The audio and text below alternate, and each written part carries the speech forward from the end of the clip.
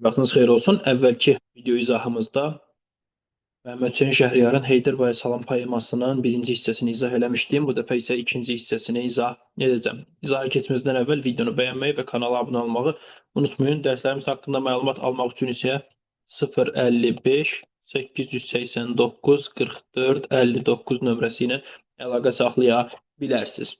İndi isə keçək izahımıza. Deməli, ikinci hissə Heydər Baya deməli Heydər baba gəldim səni yoxlayam. Bir də yatam qucağında yuxlayam. Ömrü qovam, bəlkə burada haqlıyam. Uşaqlığa deyəm, bizə gəlsən bir, aydın günlər, ağlar yüzə gülsən bir. Deməli, burada Şəhriyarın yenidən yaşadığı köhnə böyüyüb boya başa çatdığı kəndə gəlməsi və orada bir növ dağa dediyi söz var ki, deyir, gəldim səni yoxluyum, gəlib sənin qucağında yuxuluyum. Deyir ki, bəlkə ömrü burada haqlıyım, çata bilim ömrə. Uşaqlığımdan bir ki, uşaqlığa desəm ki, geri gəl. Uşaqlığını arzulayır müəllif bu bənddə. Heydər baba çəkdin məni, gətirdin. Yurdumuza, yuvamıza yetirdin. Yusifi və uşaq ikən itirdin. Qoca Yaqub, itmişəmsəm də tapıbsam, qavalayıb qurd ağzından qapıbsan. Deməli, burada müəllif Şəhriyar özünü Yusifə bənzədir. Deməli, Şəhriyar. Şəhriyar özünü Yusifə bənzədir. Heydər babaya, Heydər baba dağını isə dağ Yaqub peyğəmbərə bənzədir. Məlum məsələdir ki, Yusif peyğəmbər itir. Yaqub peyğəmbər yəni övladı Yusifi itirir.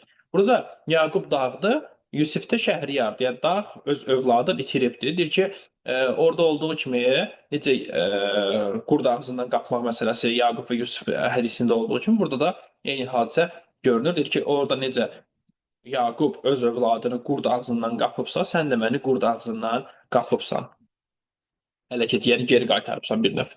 Gedənlərin yeri burada görünür. Xanım nənəm ağ kəfənim bürünür. Dalımdadır, haram, gedim sürünür. Bala gəldin, niyə belə gec gəldin? Səbrim səndən güləşdi, sən güc gəldin. Bu ifadələrdə müəllifin nənəsinin dediyi sözlərdir ki, bala gəldin, niyə belə gec gəldin? Səbrim səndən güləşdi, sən güc gəldin. Yəni səbr eləyib gözləyirdim sənin gəlməyini və sən nəhayət gəldin. Sən nəhayət gəlib çıxdın, səbrimi yıxdın bir növ. Zaman keçir, üfüqlərdə toz qalır, karvan kimi uzaqlarda toz salır, duman gəlir, ürəkləri çulğalır, ürək deyir, zaman keçmə, amandır.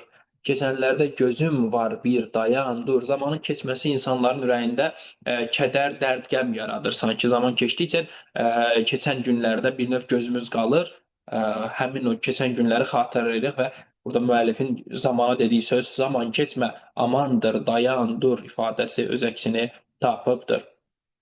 Deməli, daha sonra çox şükrü var, yenə gəldi, görüşdük, itənlərdən, bitənlərdən soruşduq. Küsmüşdük, Allah qoysa barışdıq. Bir də görüş qismət ola, olmaya, ömürlərdə fürsət ola, olmaya, yəni müəllifin geri gəlib dağla barışması, yəni bu əraziyə geri qayıtmağı təsvir olunub. Deyir, geri gəldim və buraları gördüm, amma bir də nə vaxt gələrəm, o bilinmir. Burada xəyal meydanları genişdir, dağlar, daşlar bütün mənlə tanışdır. Görcək məni Heydər baba danışdı. Burada artıq dağın şəxsləndirilməsi var. Dağ nə deyir? Deyir ki, bu nə səsdir sən aləmə salıbsan. Gəl bir görüm, özün harda qalıbsan? Bu ifadəni səsləndirən məhz Heydər baba dağıdır. Dağ şəxsləndirilir, danışdırılır. Dağ deyir ki, sən hardaydın bu zamana kimi? Harda qalmışdın? Gəl görüm, danış görək. Daha sonra bu xırmanda aradan xır oynardıq. Bu oyun adıdır. Deyir ki, burada oynayardıq. Comalaşıb qarış-qataş qaynardıq. Comalaşaq bir yerə yığışmaq deməkdir. Bir yerə yığışıb qarış-qataş qaynayardıq. Yavaş-yavaş bağçalarda ağnardıq. Ağaclardan çilik ağac kəsərdik, qoruqçunun qorxusundan əsərdik. Deməli, bunlar ağacları kəsirlər, çilik ağac kəsirlər özləri üçün və qoruqçunu, ona görə də həmin o ağacları kəsdikləri üçün də qoruqçudan qorxurlar.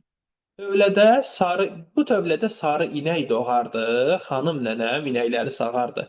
Ana isi dam divardan yağardır. Mən buzovu qucaqlardım. Qaçmasın, yəni qaçmasın. Deyərdi, bax, badyad olub, daşmasın. Badyada qabdır, süd qabı. Həmin o südün yığıldığı qab. Bu, elə biləm ki, ciddi bir izaha ehtiyacı yoxdur. Sadə bir bənddir, rahatdır. Bu damlarda çoxlu cızıq atmışam, yəni əzilmişəm. Uşaqların aşıqlarını udmuşam, quruşunlu saqqalı satmışam. Uşaq necə heç zatdan da şad olar, indi bizim qəmi tutmur dünyalar. Buna bax, mübaliğəyə bax burada. mübaliğə. Deyir ki, burada həmin o aşıq-aşıq oyunu var. Aşıq-aşıq oyununda olan deyir ki, Saqqa həmin o ən vacib daş deyəkdi o oyunda. Deyir ki, həmin daşı udmuşam. Və deyir ki, ən sadə onu udmaqdan belə biz xoşbəxt olardıq. Uşaq necə hər şeydən xoşbəxt olur, amma indi böyüyəndən sonra deyir ki, bizim artıq qəmimizi dünya tutmur. O qədər böyükdür. Məktəb qalır, uşaqlar dərs alırlar. Yəni ilk məktəbim qalır, uşaqlar da dərs alır hələ. Hey yazırlar, hey pozurlar, yazırlar. Molla İbrahim özü evi qalırlar.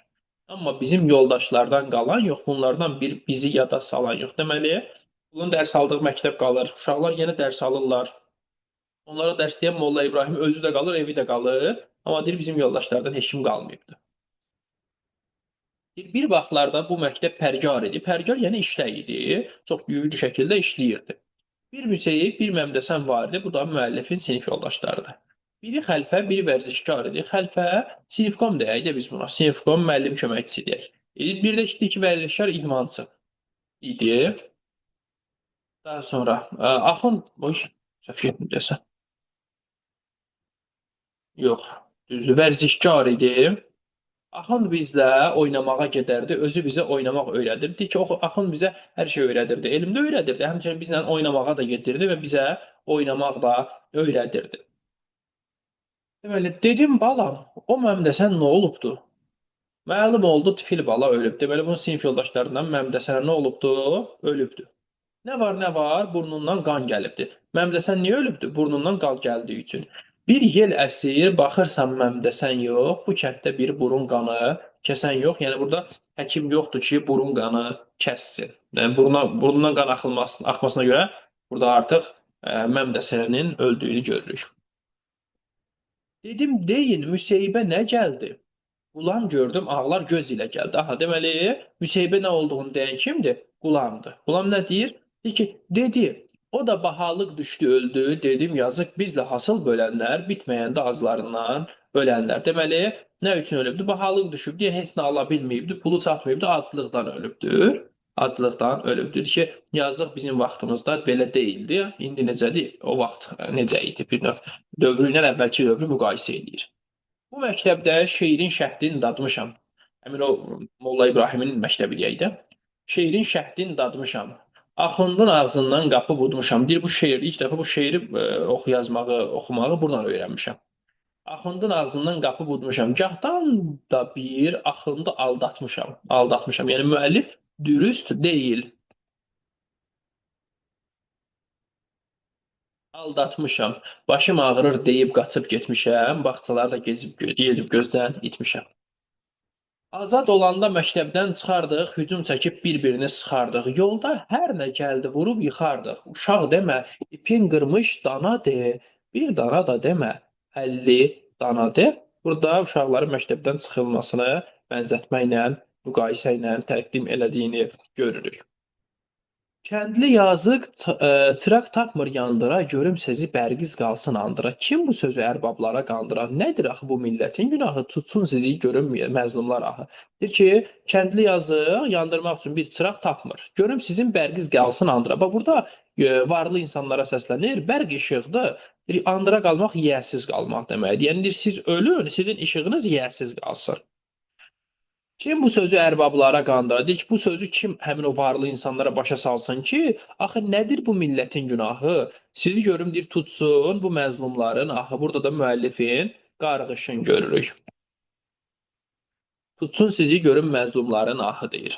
Hər nə alır baha verir qiyməti, ucuz fəqət əkinçinin zəhmətdir ki, nə alırlarsa hamısını baha satırlar. Amma bircə ucuz olan nədir? Bircə ucuz olan əkinçinin zəhmətidir.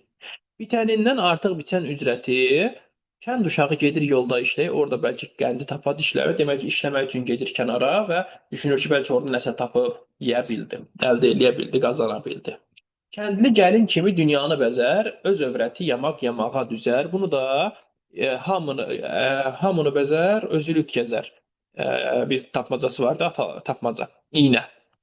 İynə tapmacası idi də bu. Hamını bəzər, özü lüt gəzər. Bax, həmin o hissədir bura aid edilir. Kəndlilik bənzədilir ki, kəndli gəlin kimi dünyanı bəzər, öz övrəti yamaq yamağa düzəldir ki, kəndli hər kəsin işini görüb, yenə öz ailəsi yamaq paltarda gəzir. İynə bəzər, xalqı özü lüt gəzər. Burada kəndli iynəyə bənzədilir. Deyir ki, xalqı bəzəyir, amma özü lüt gəzir. İndi də var çarşablar almaqda uşaqların qıçpasası açıqdır. Deyir ki, həmin insanlar artıq özləri də hələ də uşaqlarının qıçpasası hələ də açıqdır, hələ də kasıbdırlar. Bu zəmidə gedib gözdən itərdik, tonqal qurub sütülləri ütərdik. Deyib gülmək muradına yetərdik. El də gülsün, muradına yetişsin, ürəklərin yaraları bitsin. Yəni burada ciddi bir mətləb yoxdur. Yəni, rahatlıqla başa düşüləsi məqamları da deyil.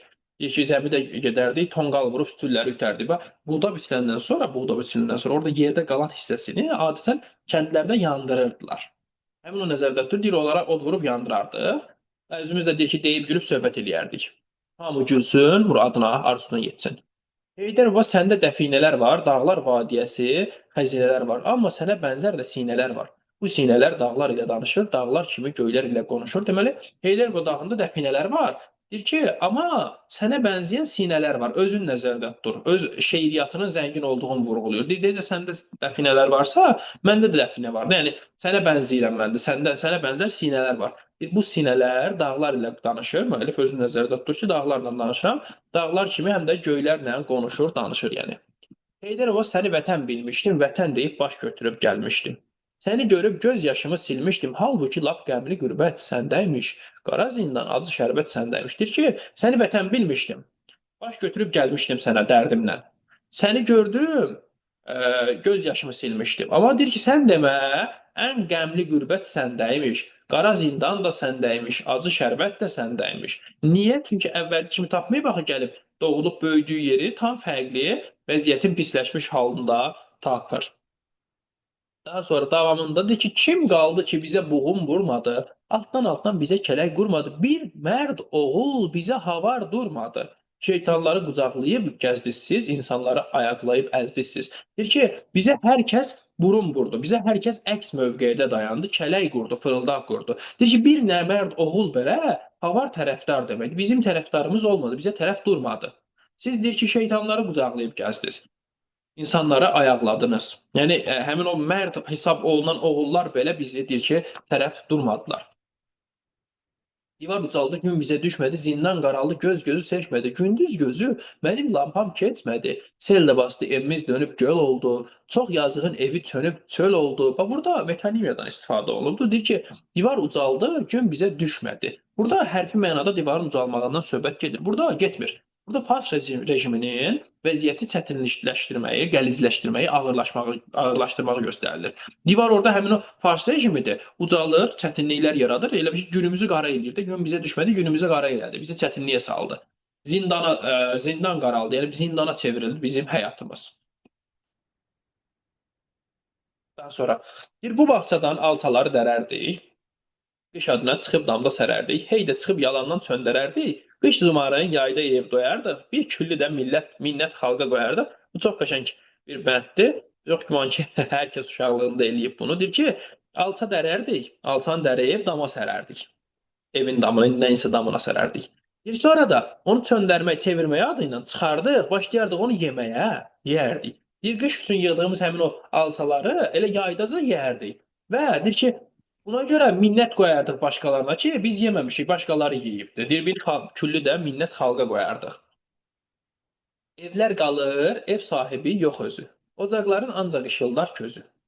Gedənlərin az çox qalıbdır sözü, bizdən də bir söz qalacaq, ay aman, kimlər bizdən söz salacaq, ama aman. Deyir ki, kim ki gedir, ondan böyle bir söz qalır. Görəsən deyir, bizdən də kimsə söz salıb, bizim də haqqımızda bir söz danışan olacaqmı? Aşıq deyər, bir nazlı yar var imiş, eşqindən odlanıb yanar var imiş, bir sazlı, sözlü şəhriyar var imiş, odlar sönüb, onun odu sönməyib, fələk çönüb, onun çarxı çönməyib. Şəhriyar deyir ki, Aşıq deyər, burada özünü nəzərdə tutur. Deyir ki, mən deyirəm ki, hər şey dəyişibdir, hər şey dəyişsə belə, aləm fərqli olsa belə, deyir ki, bir aşıq, bir şair var burada, bir şəhriyar var burada, sazlı sözlü şəhriyar. Deyir ki, onda olan od hələ də, onun qəlbində olan od hələ də sönməyibdir. O hələ də eynidir. Onun üçün heç nə sönməyib, hələ də onun çarxı eynidir, eyni işləyir. Yəni, burada, bu bənddə ifadə edir. Bir də ki, diqqətinizə çatdırım ki, birinci hissədə sonuncu bənddə müəllif öz adını çəkir. İkinci hissədə isə sonuncudan bir əvvəlki bənddə müəllif öz adını çəkir. Xitab eləmir ikisində də. İkisində də sadəcə öz adını çəkir. Heydər və alçaqların köşk olsun. Bizdən sonra qalanlara eşq olsun. Keçmişindən gələnlərə məşq olsun. Övladımız məzhəbini danmasın, hər iti boş sözlərə aldanmasın. Deməli, alçaqların köşkü olsun, yəni balaca evlər köşkə çevrilsin, yəni böyüyək, inkişaf eləyək mənasında. Bizdən sonra qalanlara eşq olsun. Deyir, keçmişlərin gələnlərə məşq olsun. Yəni ki, keçmiş növbəti gələcəkdə olan insanlara bir dərs olsun, bir dərs çıxarsınlar. Övladımız məzhəbini danmasın və hər içi boş sözlərə də aldanmasınlar. Deyir ki, biz və ya keçmiş, yəni bizlər gələcəyimiz üçün bir məşq olaq, gələcəkdə olan vətəndaşlarımız, soydaşlarımız bizim kimi olmasınlar bir növ dərs alsınlar və onlar məzhəbini danmasınlar, içi boş sözlərə də aldanmasınlar. Bu qədər. Videonu bəyənməyi və kanala abunə olmağı unutmayın. Dərslərimiz haqqında məlumat almaq üçün isə 055 889 44 59 nömrəsi ilə əlaqə saxlaya bilərsiniz. Sağ olun.